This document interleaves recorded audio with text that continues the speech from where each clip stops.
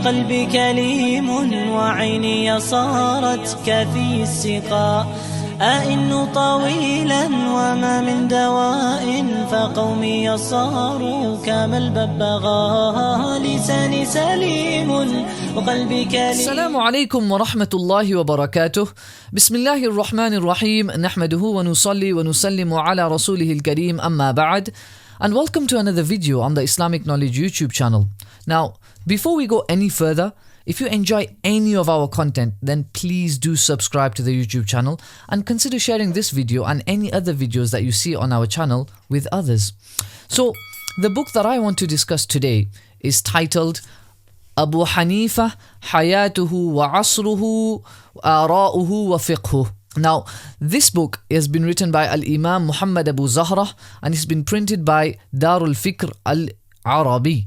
Now, it is a fairly chunky sized book in the sense that it is approximately 432 pages, as you can see, 432 pages. So, obviously this book covers the life of Imam Abu Hanifah rahimahullah, and we have done a number of videos on the biography of Imam Abu Hanifah rahimahullah. But the author has actually written a similar type of book, although the colors are slightly different. But he has written a similar type of book on all four Imams. So here is his book on Al-Imam Al-Shafi'i, Hayatuhu wa Asruh, Ara'uhu wa Fiqhuh by Imam Muhammad Abu Zahrah.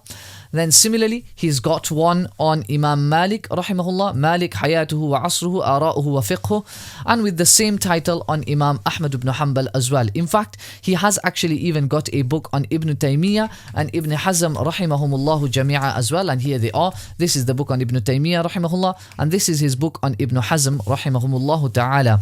Now, I want to quote to you the glowing words and praise that has been given upon the books of Imam Muhammad Abu Zahrah by Shaykh Muhammad Zahid Al-Kawthari rahimahullah in his book titled Husn al-Taqadi fi Sirat al-Imam Abi Yusuf al-Qadi. So if we open this book on page 192, in the footnotes, Shaykh Zahid Al-Kawthari rahimahullah gives an insight into the books of Muhammad Abu Zahrah. He says, وَكَمْ لِفَضِيلَتِهِ مِنْ أَيَادٍ بَيْضٍ عَلَى الْعِلْمِ بِمُؤَلَّفَاتِهِ الْمُمْتِعَةِ فمنها أبو حنيفة ومالك والشافعي وابن حنبل رضي الله عنهم في مجلدات ضخام، كل مجلد منها في ترجمة إمام من هؤلاء الأعلام، وقد درس حياتهم دراسة فاحصة عن كل صغير وكبير من أحوالهم، وأودع ما استخلصه من بحوثه الشاملة عن كل منهم في تلك الكتب الخالدة، بحيث يشفي غلة الباحثين عن أحوال هؤلاء الأئمة المهديين.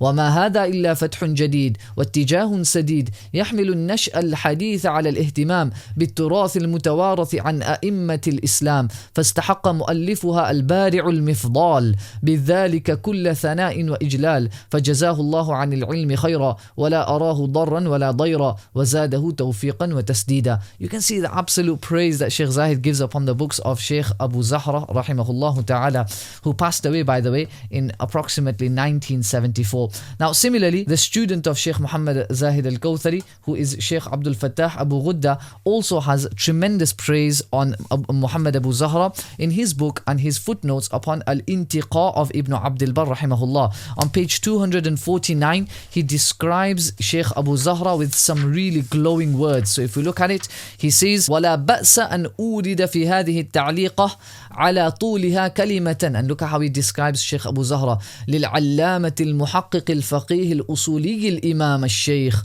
Muhammad Abu Zahrah.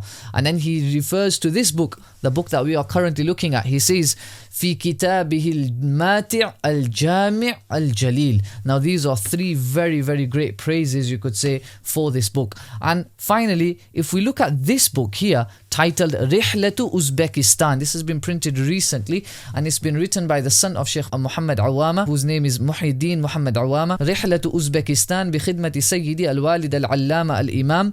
In this book as well, in one place on page 376. So if we just open up on page 376, the Shaykh, who is Shaykh Muhammad Awama, is asked a question with regards to Shaykh Abu Zahrah. Now the answer kind of goes on for approximately 2 sides or so. وَأَمَّا أما بالنسبة للسؤال الثاني الأستاذ الشيخ محمد أبو زهرة رحمه الله تعالى أنا حضرت له 3 مجالس. So Shaykh Muhammad Awama, now to summarize what he kind of says in these 2 sides, essentially Shaykh Muhammad Awama mentions that he attended 3 of his gatherings, and on this page here he says that he tried to attend a 4th personal visit, but because they were late by 3 to 4 minutes, Shaykh Abu Zahra refused to meet them. And apparently this was, Shaykh Awama says, the habit of the Egyptian scholars, that they were very disciplined with their time. Shaykh Awama mentions that he deserves the title of Imamah. He says here, أما فكر الشيخ وعلمه فكر الشيخ وعلمه ورأيه فهذا يحتاج إلى وقت طويل، ولكن أقول باختصار الشيخ من حيث العلم بالنسبة لعصره ممن يستحق أن يوصف بالإمامة. He refers to Shaykh Abu Zahra as someone who deserves to be labeled with the title of Imamah. But then he mentions 2 points: that he was slightly affected by the modernist movement of Muhammad Abdu, and he mentions that the only 2 scholars who stood up against this modernist movement in Egypt were Shaykh Yusuf al-Nabhani rahimahullah ta'ala and Shaykh al-Islam Mustafa Sabri rahimahullah ta'ala.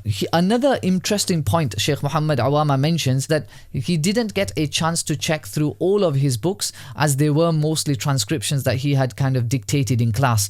Wallahu alam. Now, if we look at the contents page of our current book, Abu Hanifah, Hayatuhu wa Asruh, Ara'uhu wa Fiqhu. Now we notice that the book covers a lot. It covers a very deep and insightful study of the life of Imam Abu Hanifa. It's quite unique in the sense that it's not just full of quotes like you would notice for a book on the virtues of Abu Hanifa. Rather, the book actually sheds light on the philosophical thought of Abu Hanifa, his methodology, factors that influenced his methodology. He discusses the knowledge of Abu Hanifa rahimahullah, ilmu Abi Hanifa wa masadirih, his qualities, sifatu Abi Hanifa, his experiences, dirasatuhu al-khassa wa tajaribuh. He discusses his views in politics. There are discussions in here about ara'uhu fi siyasa. He discusses his views in creed on issues such as iman and predestination. He then speaks about the masanid of Imam Abu Hanifa rahimahullah ta'ala. He also speaks about his principles. He speaks about his students. He speaks about so many different aspects. Al-usul allati bana alayha Abu Hanifa fiqhahu. He also discusses, and this is a really unique discussion, from page 335 to page 384. So if we open up page 335, essentially from this page onwards, دراسة فروع فقهية تكشف عن تفكير أبي حنيفة, all the way up until essentially page 384. Shaykh Abu Zahra goes through so many different masail. كل مالك حر فيما يملك, the masail of mudaraba, musharaka, and he kind of shows the thought of Abu Hanifa rahimahullah ta'ala in fiqh, and also kind of shows how Imam Abu Hanifa, being a trustworthy businessman, this had a huge impact in his approach to the masail of transactions, and how he also considered urf, local custom, he considered it very highly due to his role as a businessman. So after discussing a number of masail, Shaykh Abu Zahra on page 349, he mentions a brilliant line which kind of summarizes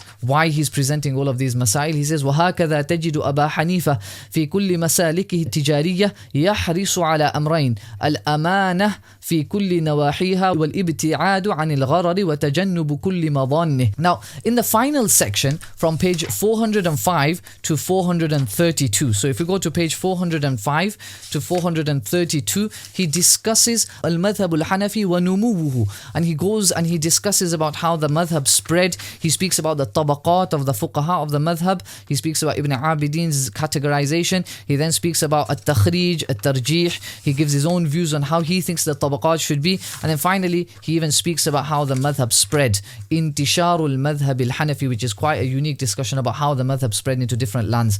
Now, alhamdulillah, I do have some brief notes on this book which I hope to share on the Islamic Knowledge Telegram channel, and you can, by the way, join that channel by simply going on Telegram and typing in @IK Courses, as you can see on the screen. I've also put the link to the channel in the description. Now, to just access that channel, you will get a PDF of all of these notes, and I just want to share a few gems from the book. On page 214 to page 215, if we have a look, he mentions that in comparison to Sa'id ibn al-Musayyab, Ibrahim al-Nakha'i would critique the text of a hadith a lot more. So he mentions here, وَكَانَ إِبْرَاهِيمُ فَقِيهَ الرَّأْيِ بِالْعِرَاقِ كَمَا كَانَ سَعِيدُ بْنُ الْمُسَيَّبِ فَقِيهَ الْحِجَازِ. He carries on, he says, he speaks speaks about Ibrahim an-Nakhai, and he says, وَكَانَ يَنظُرُ إِلَى مَعَانِي مَا يَرْوِيهِ مِنَ الْحَدِيثِ أَكْثَرَ مِنَ النَّظْرِ إِلى سَنَدِهِ وَكَانَ يَنْقُدُ الْحَدِيثَ مِنْ نَاحِيَةِ مَتْنِهِ وَمَعْنَاهُ أَكْثَرَ مِمَّا يَنْقُدُهُ مِنْ نَاحِيَةِ رُوَاتِهِ. And this is quite a unique and beneficial point, in the sense this fits well, by the way, that with what we know about how the fuqaha do look more at the text of a hadith than the muhaddithun. On page 390, by the way, he seems inclined towards the opinion that Imam Muhammad did not write a book called Kitab al-Hiyal. He says, توفيق بين أقوال تلاميذ الإمام محمد ما تطمئن النفس به بعض الإطمئنان. And then after that, he discusses how he is not confident that this book is correctly attributed to Imam Muhammad rahimahullah ta'ala. On page 221 to 222, he critiques Shah Waliullah al-Muhaddith al-Dahlawi's view that the usul of the Hanafi madhab should be considered and should be looked at with skepticism, as they don't come directly from the Imam. So, in critiquing this opinion, he's not fully in disagreement, but he mentions here that أن العلماء الذين استنبطوا الأصول المدونة كالبزدوي وغيره كانوا يلتمسونها من أقوال الأئمة والفروع المأثورة عنهم إذا نسبوا تلك القواعد للأئمة ويذكرون أحيانا الفروع الدالة على صحة النسبة في هذه القاعدة. So he defends to some degree these usul that we have got in our books of usul in the Hanafi madhab. He also mentions on page 256 about how al-hadith al-mutawatira bil-ma'na are many,